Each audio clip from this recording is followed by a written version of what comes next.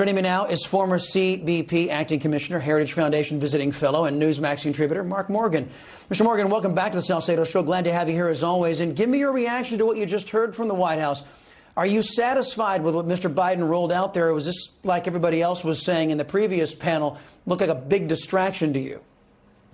I think it's absolutely a big distraction, Chris. Look, he still has yet to answer from some very critical questions about the chaotic, failed withdrawal from Afghanistan that has actually put, I believe, our nation in grave danger, much more so than we were just a few weeks ago. He's failed to, I think, adequately tell the American people about the vetting process and the tens of thousands of Afghan refugees, not those that risk their lives to help American forces overseas, but general Afghans that are leaving Afghanistan. He's failed to really give the American people details about just how they're adequately vetting those and how they're preventing individuals from being introduced into our country that could cause us harm. President, we could spend a couple of hours discussing the failed policies right now.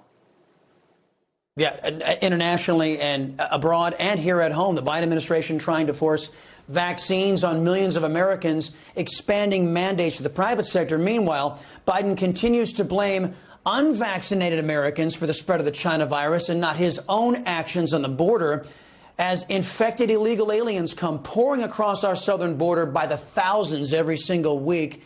And they don't have a vaccine requirement put on them. Estimates now 1.5 million illegal aliens into the country so far this year. No vaccine mandates. Can you tell me, Mark, what's the science behind that?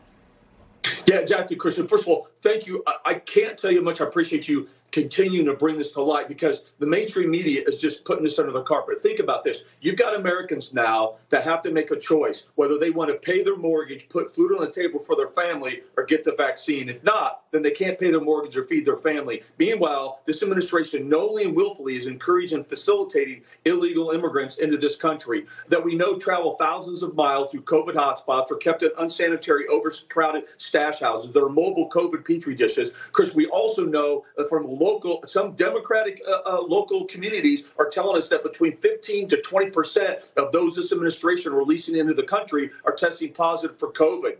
Yet, on what planet does it make sense that one of the most high-risk categories, illegal aliens, are exempt from this, but hardworking Americans are forced now to make this choice? It makes no. I don't know what planet this administration is on. It defies logic, common sense, and hypocrisy.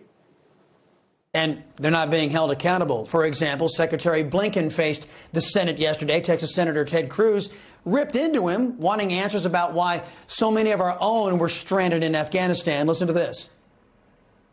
Ever since the disaster began unfolding in Afghanistan, we've seen the Biden administration making political excuses.